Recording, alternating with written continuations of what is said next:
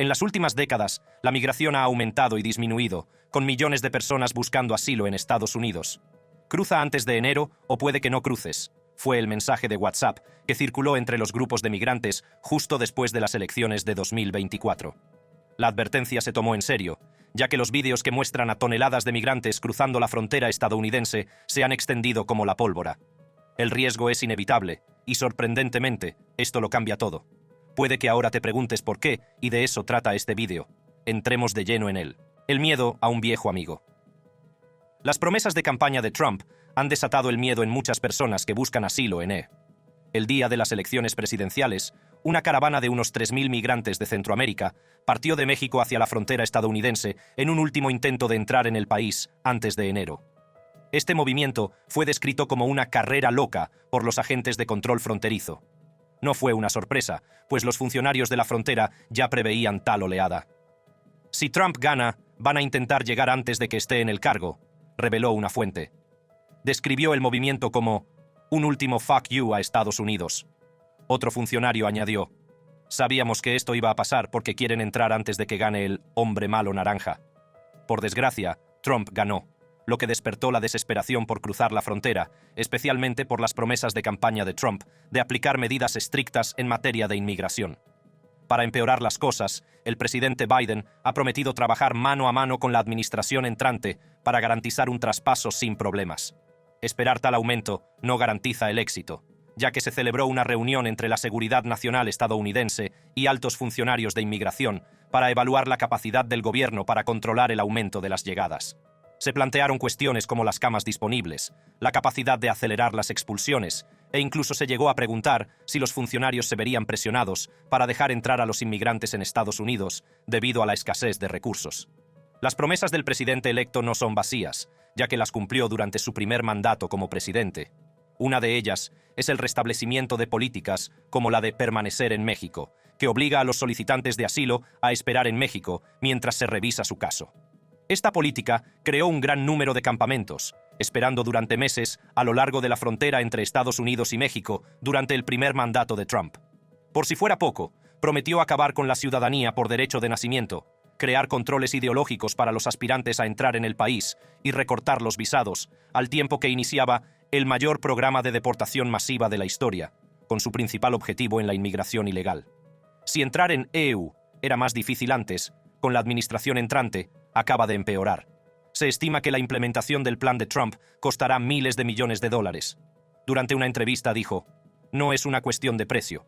Para asegurarse de que todo se pone en marcha, el presidente electo ha ascendido a Susie Wiles de jefa de campaña a jefa de gabinete, lo que la convierte en la primera mujer jefa de gabinete de la historia de Estados Unidos. Ella fue una parte integral de su campaña de 2016 y 2020, ayudándole a lograr una de las mayores victorias políticas en la historia de Estados Unidos. Susie es dura, inteligente, innovadora y es universalmente admirada y respetada. Susie seguirá trabajando incansablemente para hacer América grande de nuevo, ha dicho. Y el primer paso para volver a hacer grande a América son las políticas de inmigración, especialmente en las fronteras estadounidenses. La mayoría de los países que provocan el hacinamiento en la frontera entre EU y México son México, Cuba, Venezuela, Guatemala, Colombia y Ecuador. Si se mira más de cerca, resulta evidente que los factores que empujan a estos emigrantes son la violencia alimentada por el crimen, la extorsión y la falta de oportunidades económicas en sus países.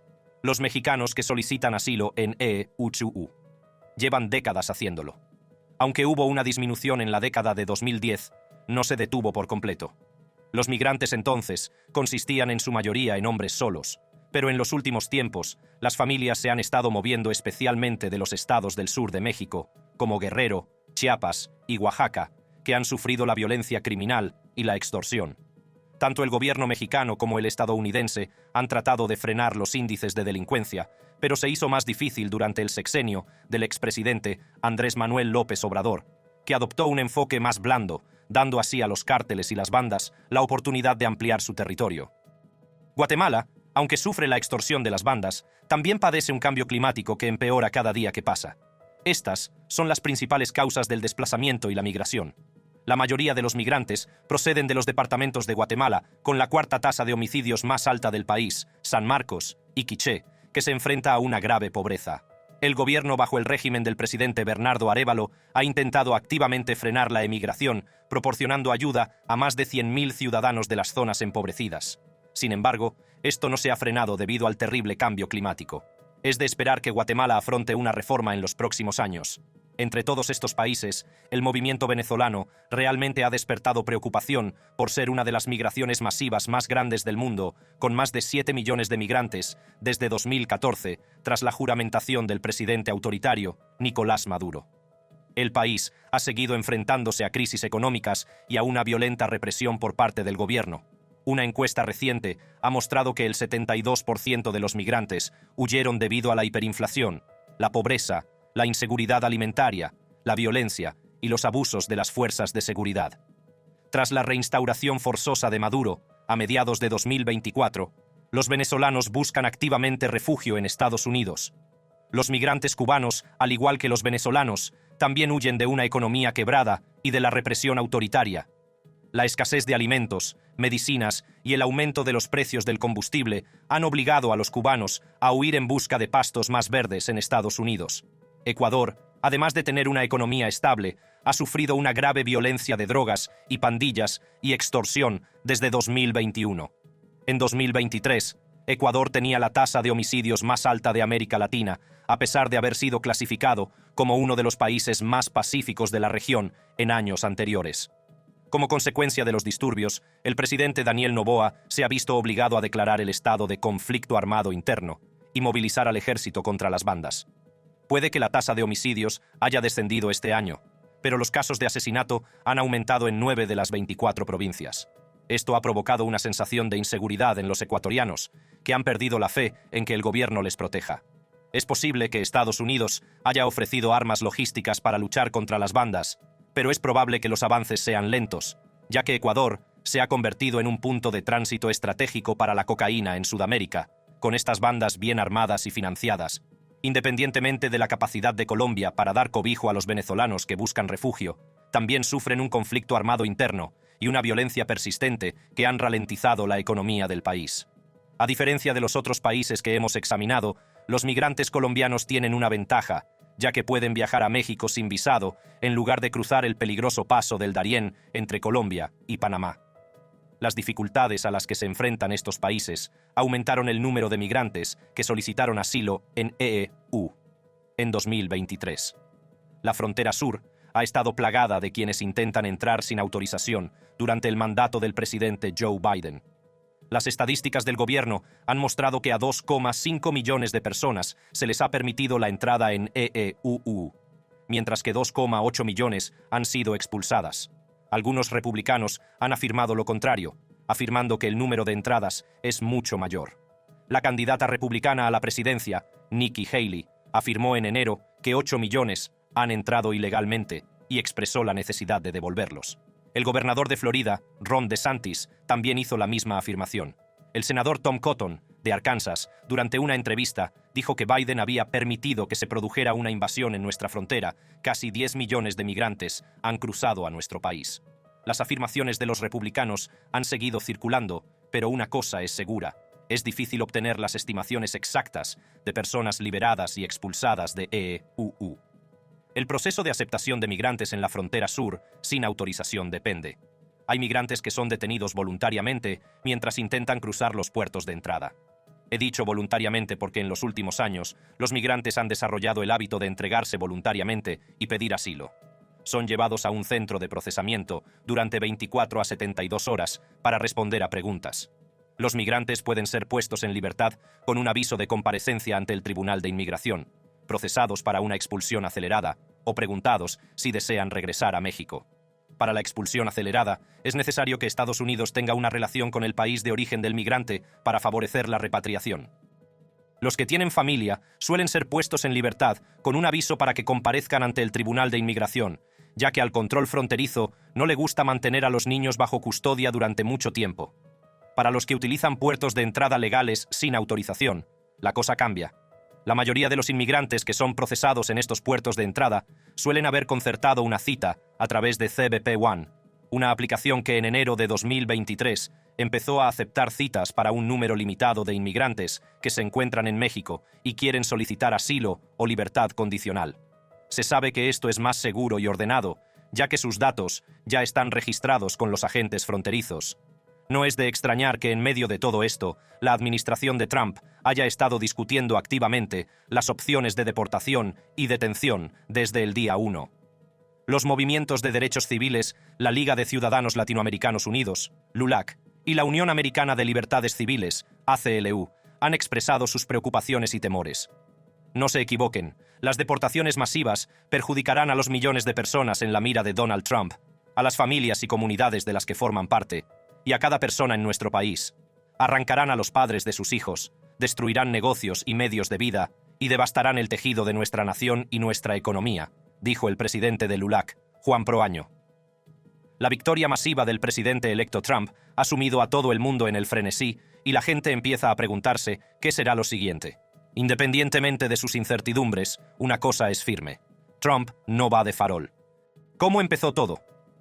La década de 1980 marcó el comienzo de una controversia pública sobre la política de refugiados de Estados Unidos sin precedentes desde la Segunda Guerra Mundial.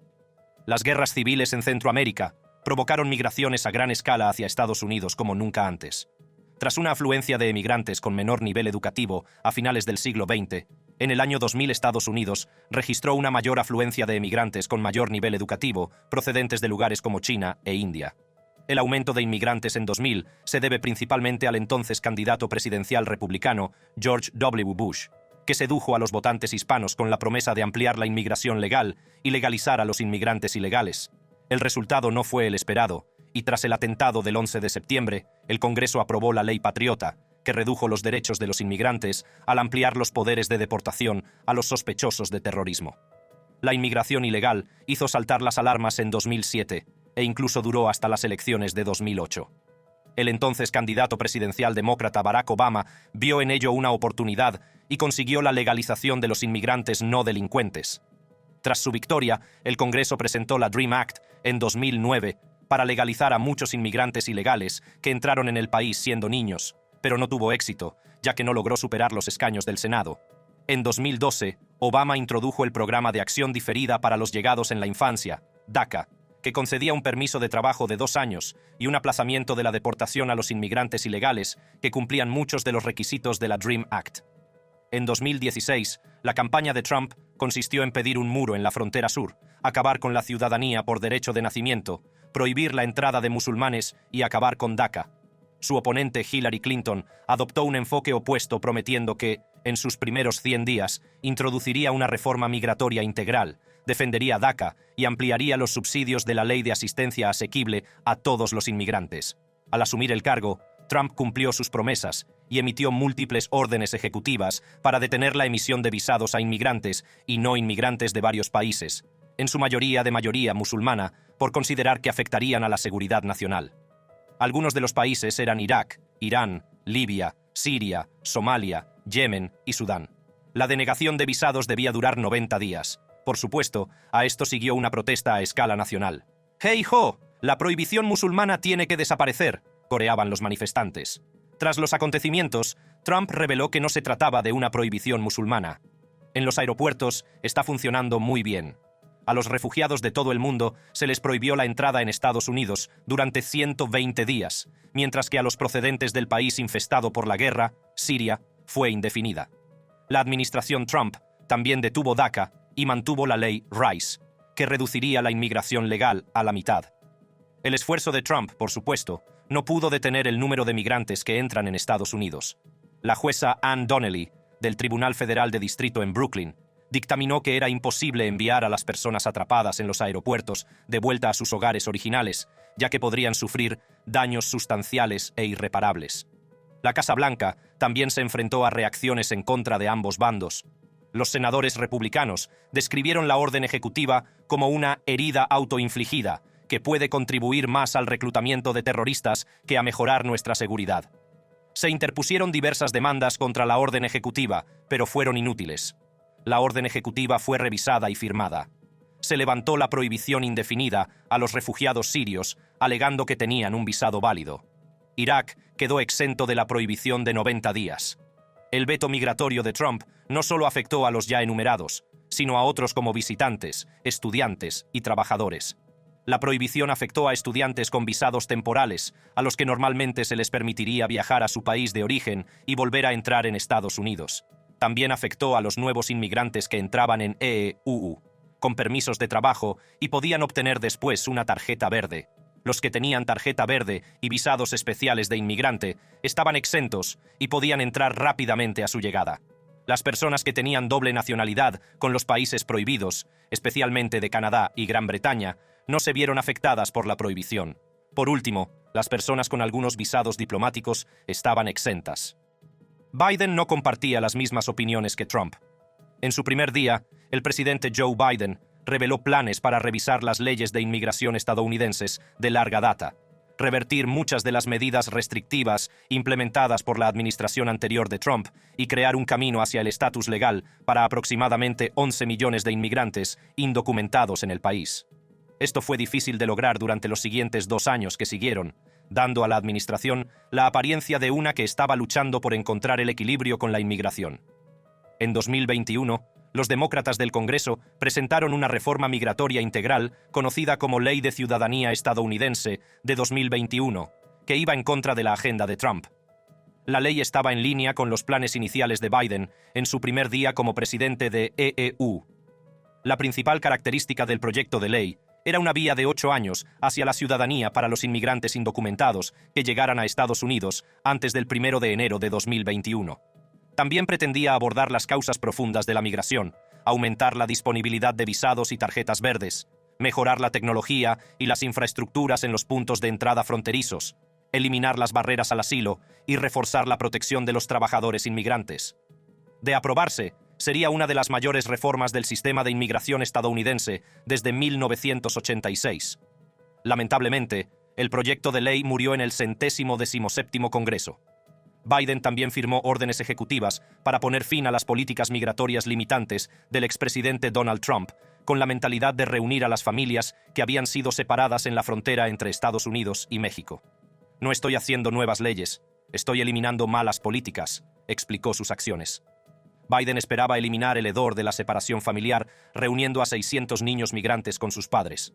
Un alto funcionario reveló a los periodistas que la estrategia del presidente Biden se centra en la premisa básica de que nuestro país es seguro y más fuerte y próspero, con un sistema de inmigración seguro, ordenado y humano, que da la bienvenida a los inmigrantes, mantiene unidas a las familias y permite a las personas, tanto a los inmigrantes recién llegados como a las personas que han vivido aquí durante generaciones, contribuir más plenamente a nuestro país.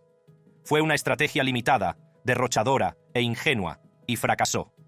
Los partidarios de la iniciativa fronteriza de la administración anterior, por supuesto, refutaron diciendo que la orden de Biden conducirá al caos y a la anarquía.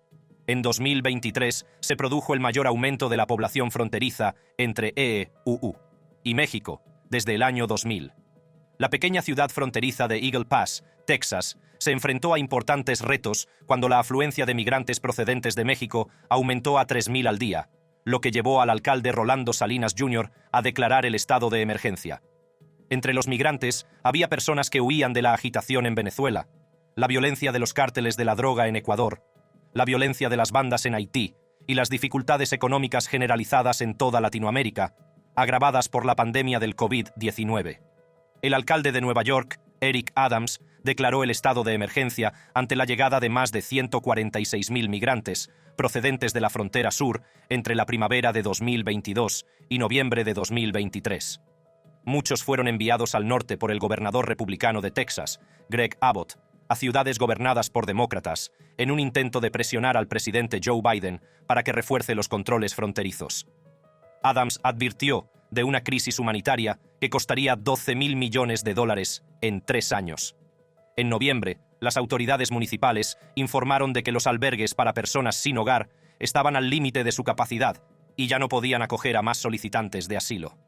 El estratega republicano John F. Harry, que expresó su frustración por las medidas de Biden hace 4 años, espera con impaciencia que Trump aproveche al máximo las vías legales el próximo enero. Debería revertir todas y cada una de las OE de Biden, especialmente las relativas a la inmigración, la frontera y el crimen. Una vez más, la oleada de migrantes ha sobrecogido al mundo, ya que los inmigrantes luchan por encontrar asilo en Estados Unidos antes de enero, sin importar los riesgos que tengan que correr. Peligros a la vista. No faltan vídeos que muestran los peligros que corren los emigrantes en su búsqueda de una vida mejor.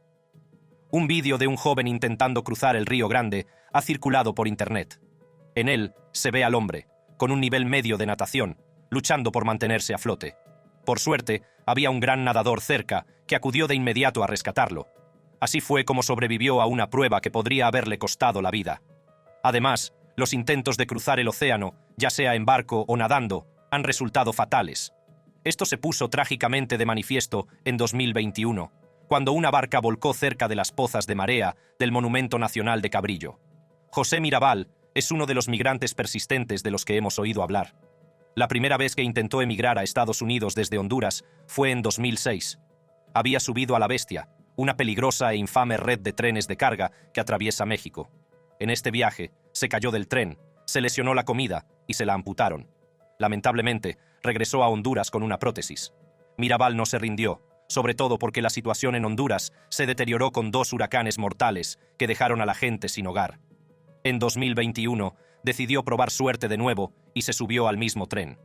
La edad le había alcanzado y su cuerpo ya no era tan ágil como antes. No todos corremos con la misma suerte.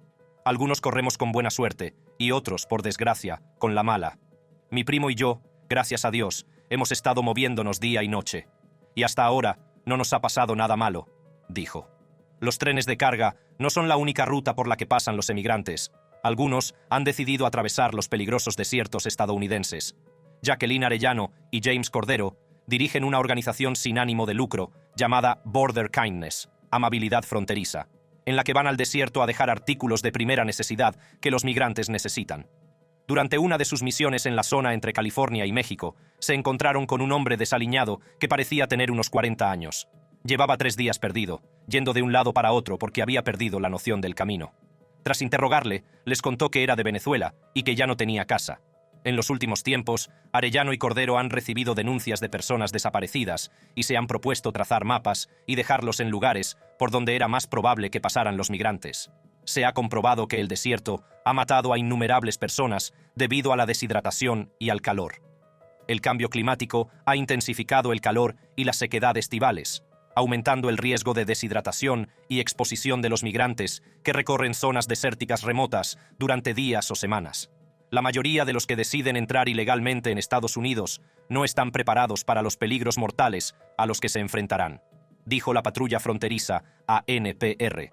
Estos migrantes son muy conscientes de los peligros y cuando se le preguntó a Carlos Roberto Túnez, un hondureño, esta fue su respuesta. No estoy seguro en mi país ni en México como refugiado. Había huido con su esposa e hijos en 2019 tras las amenazas de las pandillas en Honduras. Primero fueron recibidos en México como refugiados y montaron un negocio de venta de comida hondureña, pero eso no duró, ya que unos meses después, un grupo del crimen organizado comenzó a extorsionarlos. Túnez denunció al gobierno y, de alguna manera, el grupo criminal se enteró, lo que provocó que él y su familia tuvieran que huir de nuevo, con la esperanza de buscar refugio en Estados Unidos. Su único sueño es dar a su familia una vida mejor. Alejandro Ortegoza, quien cofundó Armadillos.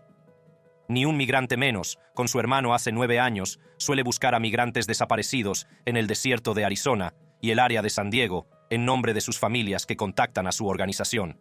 Ahora que Trump ha sido elegido, vemos que será más difícil y más peligroso, y no sabemos qué pasará con grupos como el nuestro, que hacen trabajo humanitario. No quieren que la gente ayude a los migrantes para que no mueran en el desierto. Tenemos que mantenernos fuertes y seguir esforzándonos, afirmó Ortegoza. En septiembre, durante una intensa ola de calor en San Diego, al menos 9 migrantes murieron en la zona de Otay Mountain. David Greenblatt, voluntario de Borderlands Relief Collective, constató estas muertes mientras recorría la montaña dejando agua, comida y suministros médicos, y participando en misiones de búsqueda y rescate. En verano, el calor extremo en la zona salvaje de Otay Mountain supone un riesgo importante, mientras que en invierno, el frío intenso en las zonas orientales del condado puede ser mortal. Recientemente, él y otros voluntarios del grupo, junto con miembros de Border Angels y Border Kindness, fueron de excursión al lugar donde Jesús, de 19 años, pereció durante la ola de calor.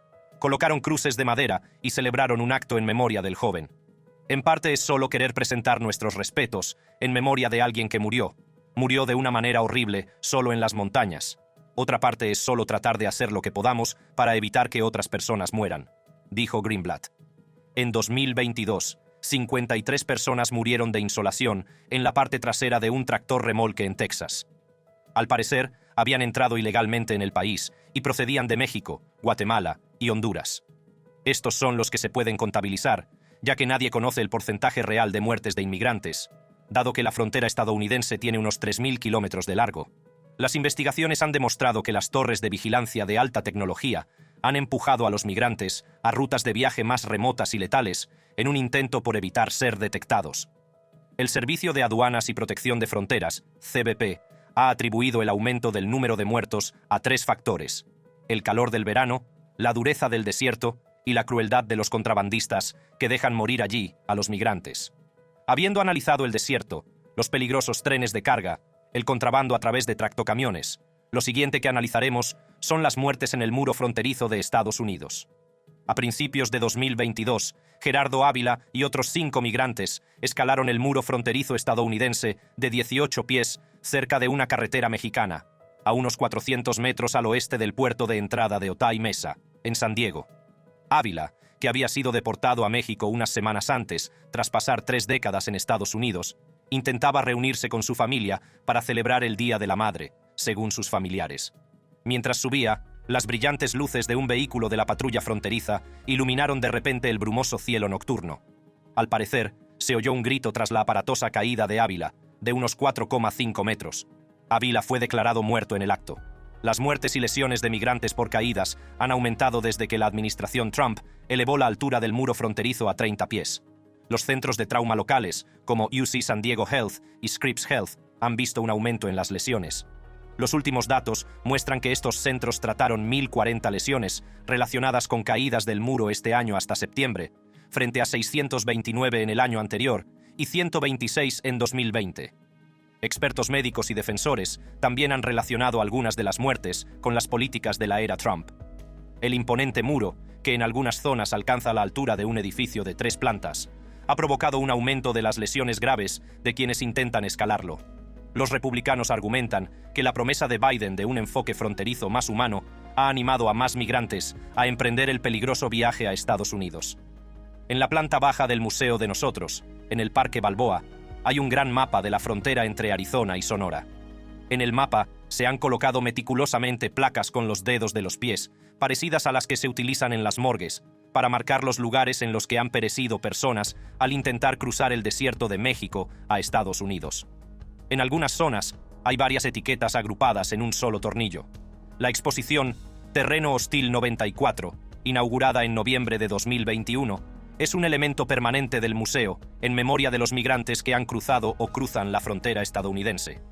En el año fiscal 2024, que finalizó en septiembre, la Oficina de Aduanas y Protección de Fronteras informó de que 44 migrantes perdieron la vida al cruzar por el sector de San Diego. Durante el mismo periodo, el equipo de búsqueda, trauma y rescate de la patrulla fronteriza, Borstar, salvó aproximadamente a 2.248 personas en este sector. ¿Cuál es entonces el camino a seguir? Gracias por verlo. Si este vídeo le ha parecido informativo e interesante, no deje de ver otros vídeos similares y sorprendentes en la pantalla. Nos vemos en el próximo vídeo.